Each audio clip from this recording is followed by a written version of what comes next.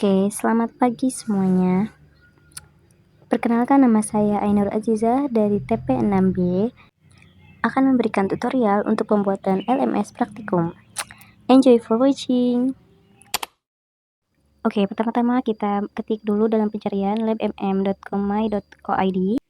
Setelah itu kita login di bagian atas, masukkan username dan juga password. Langsung tekan login. Tunggu sebentar sampai masuk ke halaman ini. Setelah itu klik Site Administration, buka user, dan di sana ada tulisan Add a new user. Oke, di sini kita bisa membuat username. Jangan lupa jangan menggunakan huruf besar. Lalu masukkan password.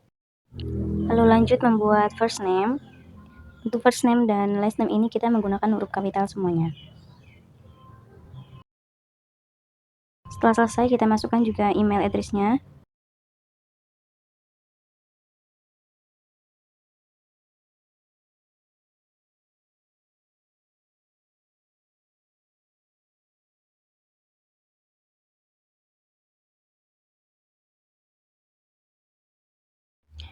Tidak lupa untuk mengisi city atau kota. Otomatis country-nya itu akan berubah mengikuti. Lalu kita ubah time zone-nya dengan Asia Jakarta.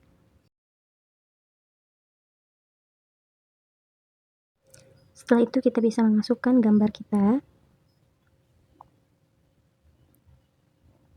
Di-upload. Jika sudah selesai, kita bisa langsung create user. Jika sudah, jangan lupa untuk save password. Setelah itu kita mencari nama kita. Jika tidak ditemukan, kita buka filters. Username-nya diganti menjadi is equal to dan ketik nama kita. Jika akun yang sudah kita buat sudah ditemukan, maka kita akan lanjut ke Site Administration. Klik user dan klik cohort. Lalu kita akan menambah add new cohort. Lalu kita masukkan namanya itu fkeep TP29. Lalu masuk ke konteks dan pilih teknologi pendidikan, lalu masukkan cohort ID-nya TP2926. Setelah itu kita cari tekan. Lalu kita cari username kita di bagian bawah, dan jika sudah ditemukan, kita klik namanya dan klik juga add. Nah, lalu kita buat berapa akun, minimal 5 akun untuk dimasukkan ke dalam sana. Karena saya sudah membuat akun, jadi saya memasukkan yang sudah saya buat.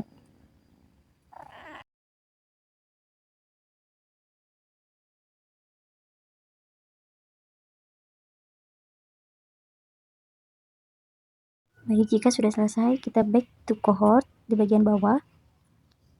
Lalu masuk ke course dan add a new course dan isi untuk generalnya full name. Mata pelajaran apa yang akan diambil, lalu diisi course short name-nya menggunakan inisial dari mata pelajaran tersebut.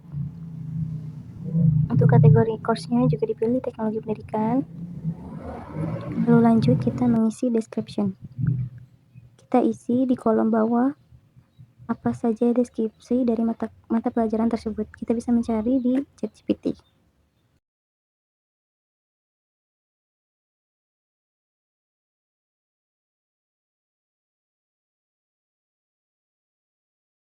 Jika sudah mendapatkan description-nya, kita copy paste ke bagian kolom.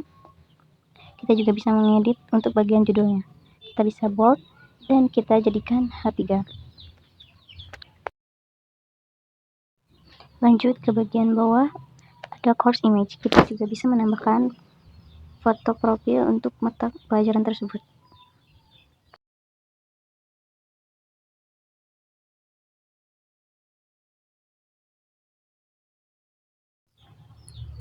Jika sudah terupload, maka kita lanjut ke bawah dan save and display. Setelah itu jangan lupa untuk menekan edit mode, lalu masuk ke new session dan diganti menjadi kalimat selamat datang. Lalu klik add an activity or resource dan masukkan text and media area, lalu di add. Lalu title-nya itu isi identitas mata kuliah. Lalu di bagian teksnya diisi juga, dan jangan lupa di bold, lalu diisi dengan tulisan seperti di layar.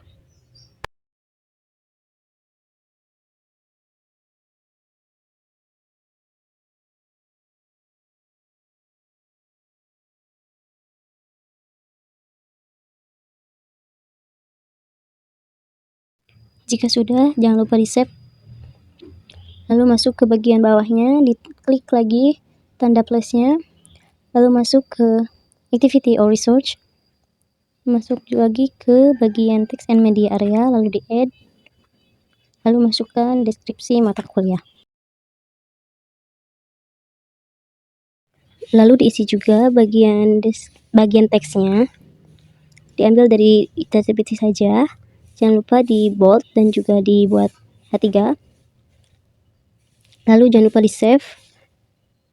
Lanjut bagian yang lain sama seperti tadi tahapannya. Lalu lanjut membuat capaian pembelajaran. Dilanjut lagi dengan syllabus. Untuk tahapannya sama seperti yang sebelumnya.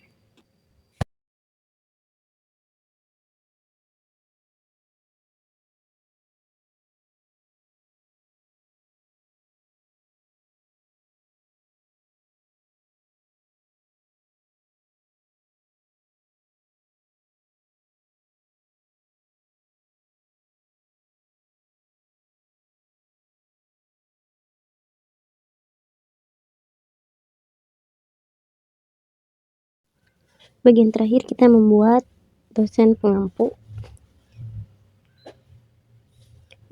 Diisi title-nya, lalu diisi teksnya. Di sini berbeda, kita akan menambahkan foto profil. Klik bagian insert. Lalu kita masukkan foto yang akan kita gunakan. Untuk ukurannya kita ubah menjadi custom dengan ukuran besarnya 300. Untuk panjangnya dia akan mengikuti. Lalu kita save dan kita sedikit ubah ukurannya. Setelah itu kita masukkan teks nama dosen pengampu, fakultas, prodi, dan juga email dari dosen pengampu tersebut.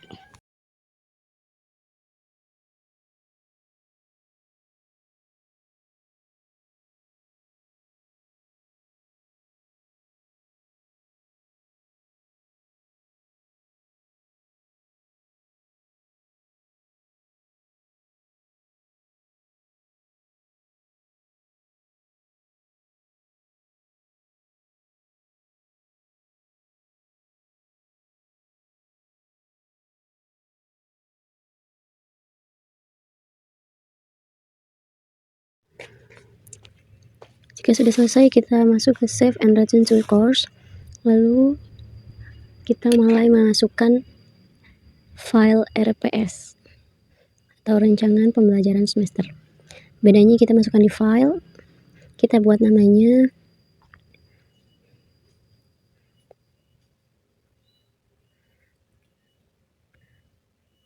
dan masukkan filenya.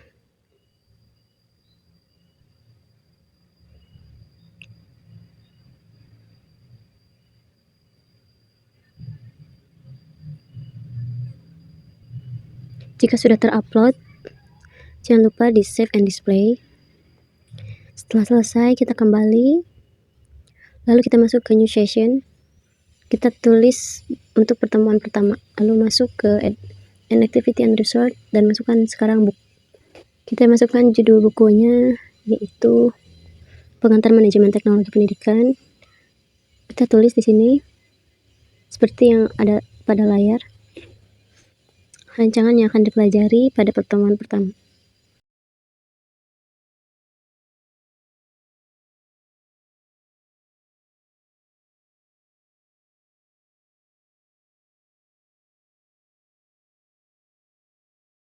Jika sudah selesai, jangan lupa kita save and display.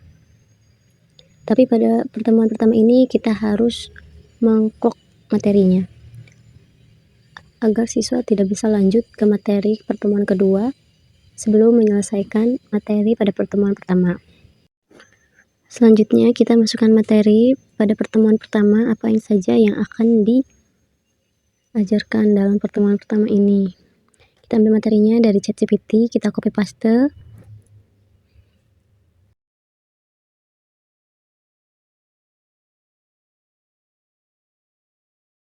Jika sudah selesai, jangan lupa untuk di save change. Setelah itu, kita lihat di bagian table of contents. Jika materi pertama sudah ditulis, maka kita lanjut ke materi kedua. Tetapi kita tidak lupa untuk mengklik materi pertama.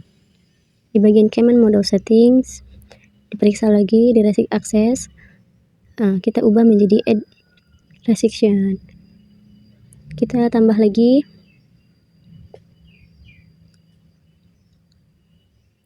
Setelah itu kita ganti, kita lihat bagian completion condition menjadi add requirement.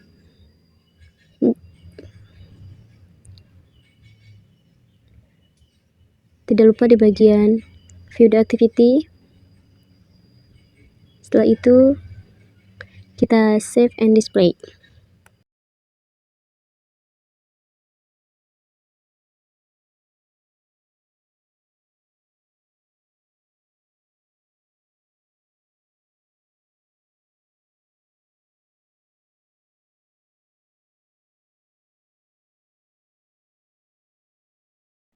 Baik, jika sudah di-save dan terlihat jika materi tersebut sudah terkunci, kita lanjut ke pertemuan kedua. Ke materi kedua. Untuk materi kedua itu kita copy paste dari ChatGPT dan kita masukkan ke bagian kolom konten. Tidak lupa di bold dan dibuat heading. Setelah itu di-save. Lalu akan muncul di table of contents-nya. Baik, jika materi kedua ini sudah ada dalam table of contents, kita bisa menambahkan materi-materi lain dalam kolom tersebut. Setelah ini kita lanjut ke new session untuk melakukan kolom pertemuan kedua. Kita bisa add activity or research dan tambahkan lesson. Kita tulis pertemuan kedua itu apa. Lalu kita isi deskripsinya, kita ambil dari copy paste dari ChatGPT.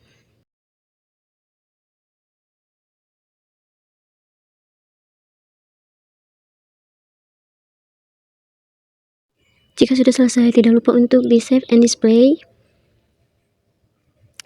Setelah selesai, jadi setelah ini kita bisa membuka kembali di my course. Kita scroll ke bagian bawah untuk melihat sejauh mana materi yang sudah kita buat. Baiklah, hanya ini yang bisa saya tutorialkan. Semoga dapat membantu dan bermanfaat. Terima kasih dan thanks for watching.